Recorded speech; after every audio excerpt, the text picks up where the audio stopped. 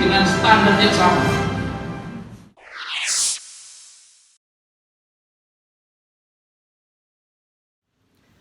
Assalamualaikum everyone. Ketemu lagi dengan saya Koko Hadiono. Kali ini masih seputar COVID sih, gitu. Tapi kita ngomong countdown to opening the market.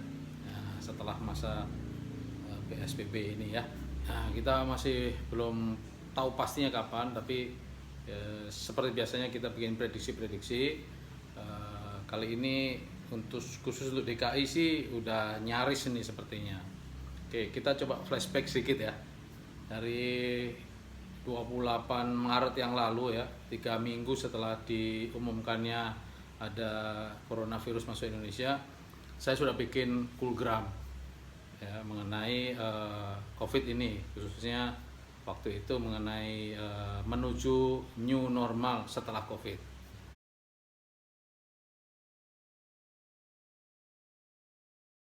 Karena setiap krisis itu selalu harus ada dua hal yang dilakukan. Pertama adalah deal dengan krisis itu sendiri. Kedua adalah deal dengan setelah krisis itu. Nah, kita nggak bisa asal bicara, tapi kita pakai data-data ya. 20 tahun saya hidup sama angka-angka gitu. Jadi saya senang kalau ada data-datanya. Nah, awal-awal itu 28 saya udah pakai prediksi saya sendiri plus data dari apa itu namanya Departemen Matematik ke Ikatan Alumni Universitas Indonesia kan kalau nggak salah waktu itu ya. Kemudian bulan-bulan berikutnya ya saya ada Instagram live dengan Pak Subiakto, dengan Mas Rek Marindo dari Abnormal, kemudian Mas Denis juga dengan lewat Zoom ya. Beberapa kali lah gitu ya mengenai COVID ini. Nah, saya juga setiap saat memberikan prediksi dengan backup data-data yang agak saintifik gitu loh ya, supaya bisa dipertanggungjawabkan. Mulai dari dulu itu dari Departemen Matematik itu, terus kemudian ada dari lingkaran survei Indonesia nih, dari JA itu ya.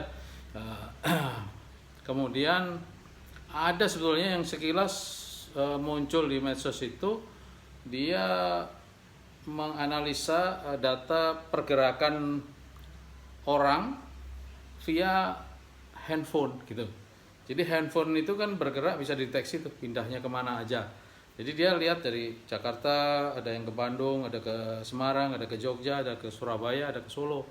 Nah, berapa orang yang masing-masing arah itu. Setiap saat ya, setiap periode sebelum PSBB, setelah PSBB dan sebagainya itu berapa banyak orang itu. Nah, saya suka yang itu. Ternyata DKI kemarin di acara ILC itu, Gubernur DKI presentasikan bahwa beliau bisa tahu bahwa ada 60% penduduk Jakarta ini berdiam diri di rumah atau stay at home itu dari data itu, pakai pergerakan orang yang dilihat dari pergerakan handphone. Nah, saya jadi tertarik tuh ngelihatnya itu. Nah, sebetulnya nih saya berharap juga kalau misalnya satuan tugas atau gugus tugas COVID nasional ini pakai data itu juga cakep banget. Atau Gubernur Jawa Timur, Jawa Tengah itu pakai data itu juga ya, data yang pakai pergerakan orang lewat itu cakep, karena kita bisa analisa bukan hanya gerakannya doang, tapi siapa yang bergerak kita tahu, bukan nama orangnya ya, kita nggak bisa tahu gitu. HP ini milik siapa nggak tahu, tapi kita bisa tahu sosial kelas mana yang bergerak itu. Dari mana taunya? Dari tipe handphonenya. Ya kita tahulah kalau iPhone 10 itu yang bergerak pemiliknya siapa. Harganya aja 18 juta. Pasti dia sosial kelas A lah kira-kira gitu. Nah, nanti kalau HP yang 10 jutaan atau yang 8 juta itu kelas sosial mana? Nah, HP yang harganya 3 jutaan atau 2 jutaan atau 1,5 jutaan itu sosial kelas mana? Ketahuan kan? Bisa tahu itu.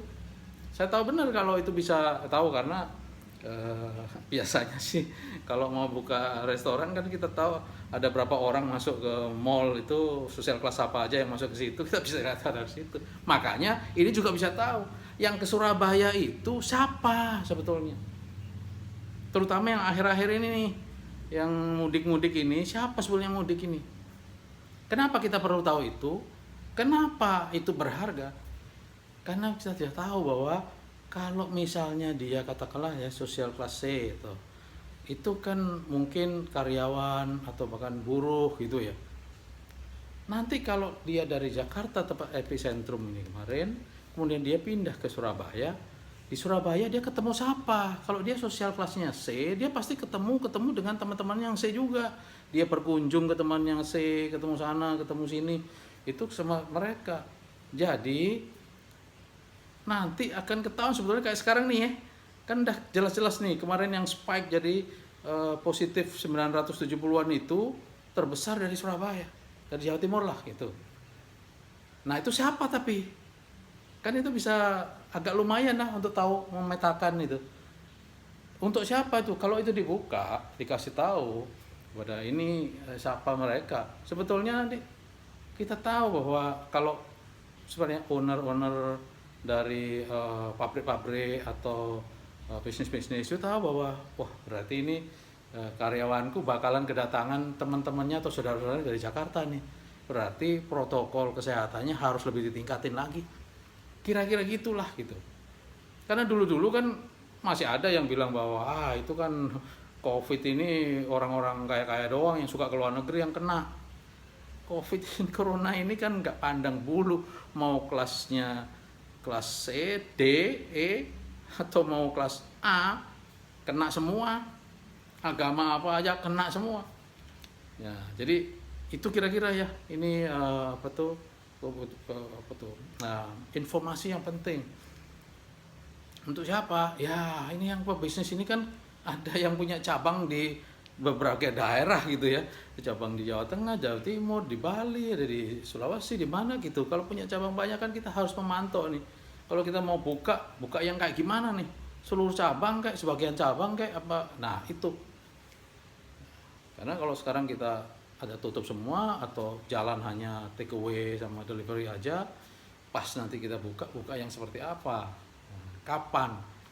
Nah, kan nanti ini kalau sudah mulai new normal ya istilahnya itu, harus buka, boleh ada dine in lagi, misalnya hanya 10 orang atau 20 orang atau seperti itu kan, kita harus buat prediksi. Nah, prediksi yang seperti apa? Nanti sih akan ada program atau seminar saya sih mengenai itu lebih detail lagi. Tapi sekarang kita ngomongin dulu lagi ini. Hari ini nih Presiden dan Gubernur DKI itu di stasiun MRT dia mencanangkan bahwa PSBB ini akan diperketat. Artinya apa? Akan ditambah tentara, polisi dan sebagainya itu untuk enforce PSBB ini diperketat. Penting banget. Mestinya dulu sih itu dari awal PSBB harus mulai begitu. Karena ini sekarang harapan kita sih ini bukan sosialisasi lagi nih. Nanti sekarang ini kita harus anggap, karena di KI ya khususnya udah 3 minggu kan, 3 bulan kan. Udah bukan masanya sosialisasi, tapi orang udah harus dianggap tahu bahwa ada aturan bahwa tidak memakai masker kena denda 250. Nah, sekarang kalau ketangkep ya udah tuh, bayar denda.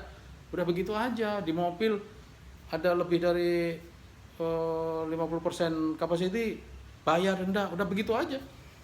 Kalau enggak nih, ini yang fase 3 ini udah fase 3 tinggal dikit bisa mundur lagi. Nah, rugi semuanya gitu.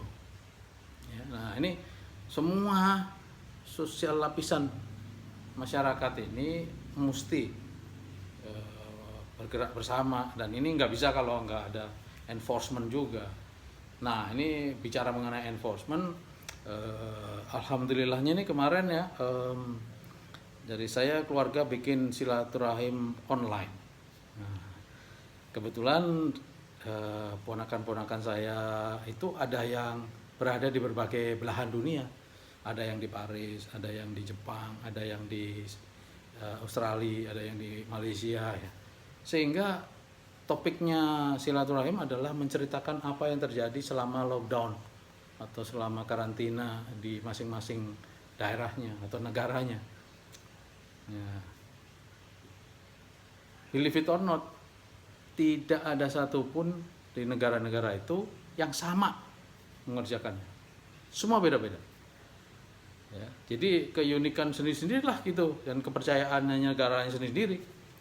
Di Paris misalnya, ya dia lockdown sampai mau ke minimarket aja harus isi dulu nama ini segala macam, kepentingannya apa segala macam untuk bisa ke. Ya, jadi terdeteksi semua, tujuannya supaya bisa di trace. Nah, di Jepang lain lagi, di sana orangnya lebih disiplin, udah lebih terbiasa lah katanya pakai masker, itu sana udah biasa, jadi bukan barang baru gitu. Social distancing juga bukan barang baru gitu. Di Australia ini yang menarik nih, ketika hari ini saya mendengar bahwa akan diterjunkan tentara di DKI untuk enforce, itu seperti cerita anak saya di Sydney kemarin, karena dia kan masih ke lockdown di sana nih, ya, sekolah hospitality sehingga dia kerja di hotel.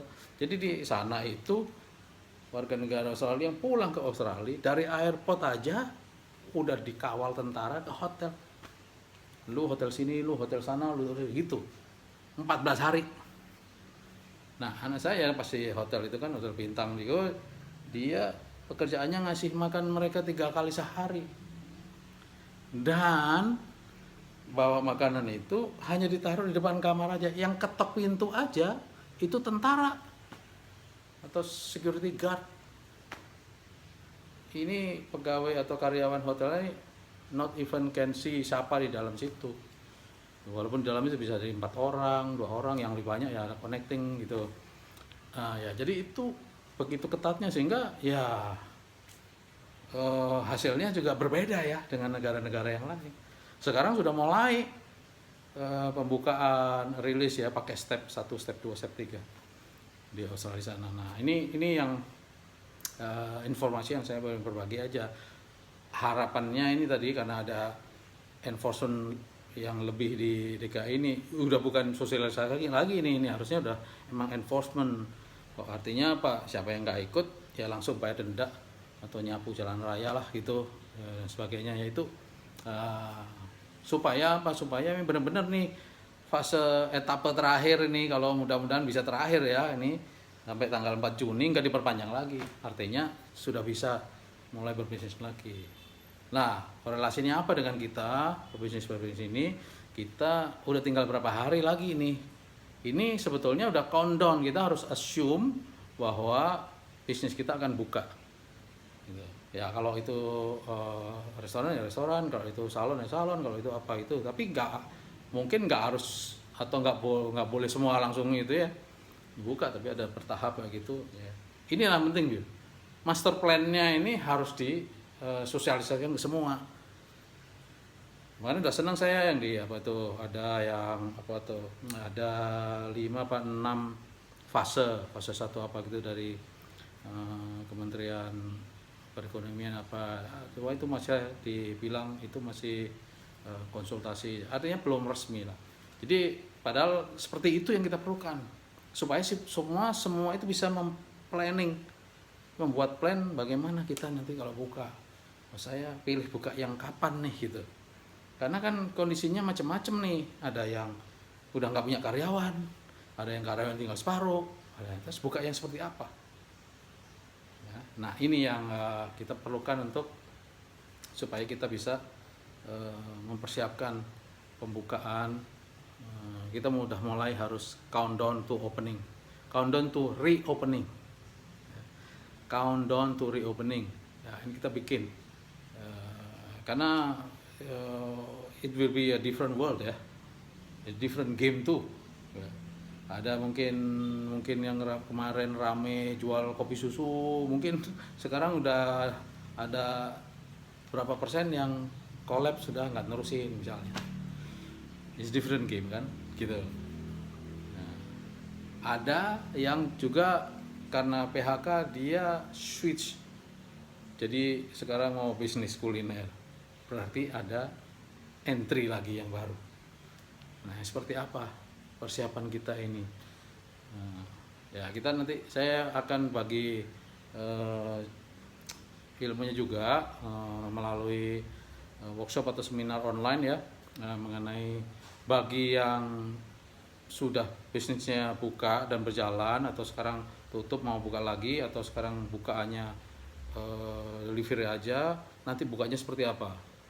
Kemudian yang mau hijrah ke bisnis kuliner ya, supaya nggak asal pindah aja, itu bagaimana nih memulainya dengan benar gitu ya. Nah, ini saya ngomong, bahkan yang sekarang tutup bagaimana caranya dia tetap eksis, karena tutup itu mungkin fisiknya restorannya aja, tapi brandnya nggak boleh tutup. Brandnya itu harus tetap eksis lah. Brand eksis saat dia tutup itu bagaimana caranya? Nah, itu nanti kita akan adain workshop sendiri atau kuliah ya, lewat YouTube live atau lewat Zoom gitu ya. Nanti tunggu aja mengenai itu beberapa saat lagi.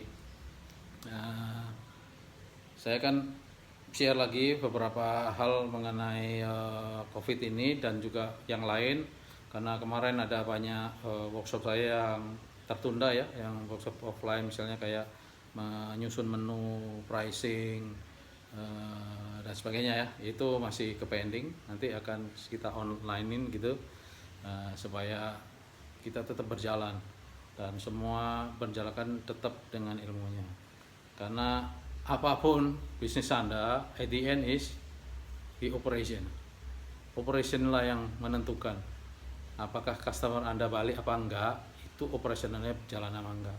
Bisnis Anda nanti itu smooth apa enggak reopeningnya, itu tergantung operation.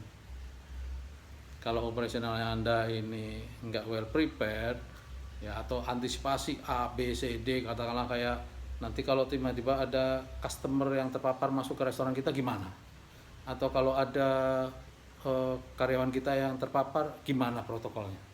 Kan itu harus disiapin semua.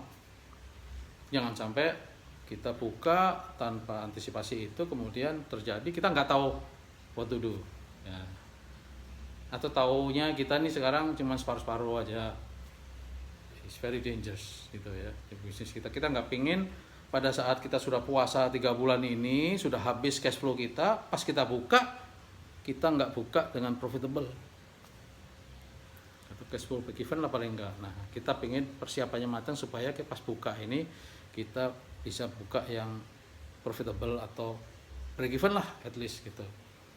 Ya, jadi itu dulu dari saya saat ini. Stay tune di YouTube channel saya. Jangan lupa subscribe ya. Nah, ini banyak pertanyaan nih. What's in it for me kalau saya subscribe? Nah, kalau Anda subscribe, Anda dapat notifikasi. Anda bisa nanti mendapatkan foto nama ebook atau segala macam informasi lebih banyak lah gitu ya. Jadi don't worry.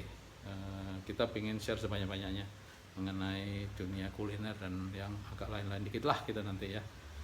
Thank you. Wassalamualaikum warahmatullahi wabarakatuh.